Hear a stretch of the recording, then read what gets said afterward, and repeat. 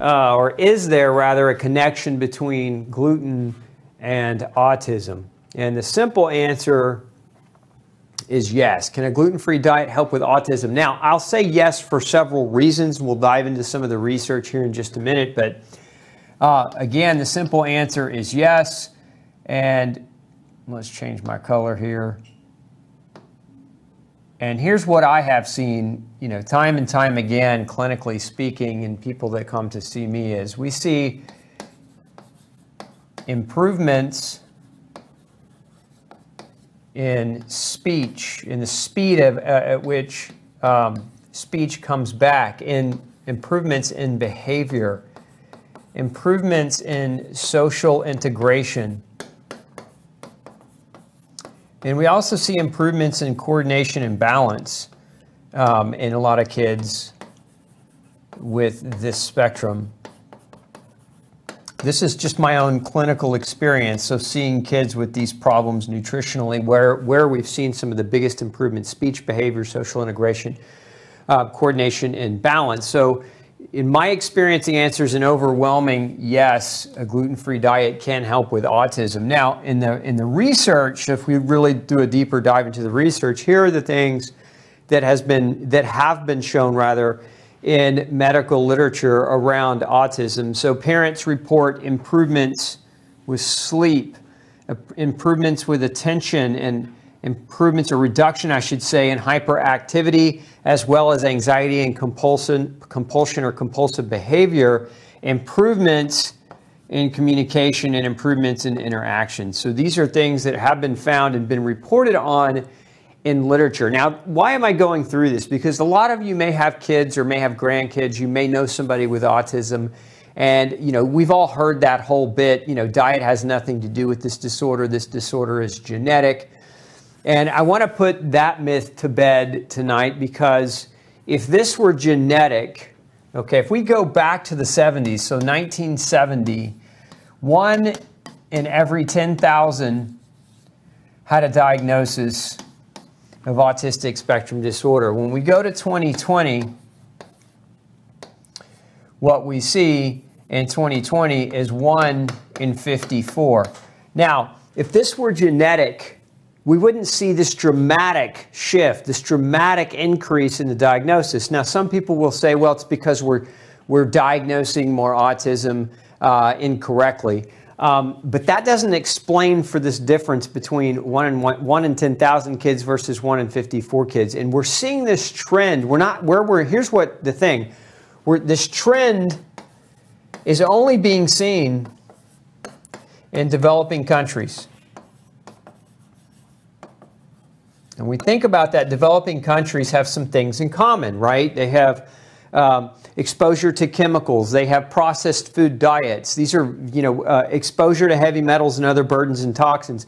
These are trends in developing countries that are not true. We don't see these same increases in non-developing nations or non-developing countries. So this is not genetic.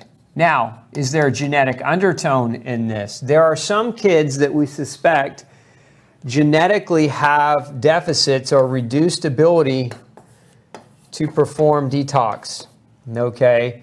And this is specifically or especially true in the methylation cycle. So if you've read much about methylation or heard much about methylation, it's one of the primary cycles in our body that helps us to take out the garbage or get rid of heavy metal burdens and get rid of other toxic burdens. And so there is some suspicion that many of these children that have that tendency toward the development of autism spectrum disorders have genetic tendencies to have poor detoxification or lower levels or less, we say less efficient detoxification pathways. But so there is the minor genetic component with this. But it's okay. But it's not genetic in the sense that this disease itself is defined as a result of poor genes. Remember that you are an expression. If we look at scientifically, so you equal your genes plus your environment. And again, the radical shift in rates of diagnosis from 1 in 10,000 to 1 in 54, that doesn't explain this. Human genes have not changed that dramatically in less than 50 years, but this has. Environment has changed dramatically. What we know about environment is that we've been exposed to 30,000 new toxins,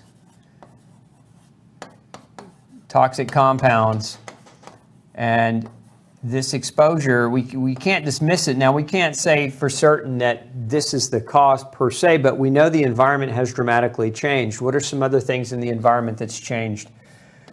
Aside from being exposed to toxic compounds, new compounds, we know that pesticide use is on the rise.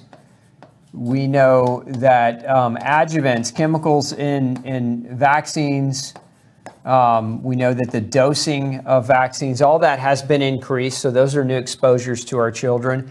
We know that there are women that when they get pregnant have mercury amalgams in their mouth, and we know that when developing babies are growing inside the womb that mercury can play a major role in suppressing the development of neurological tissue, including the brain. So we know there are a number of these different varieties of factors that didn't exist, you know, if we go back far enough in time. And so we can't blame genetics. Again, we have to blame what's happening within the environment. One of the other things we know, keeping this gluten related, is that we know that 50% of calories consumed in this country, more than 50%, okay, are derived from wheat. And so this brings us to the potential for gluten to play a role.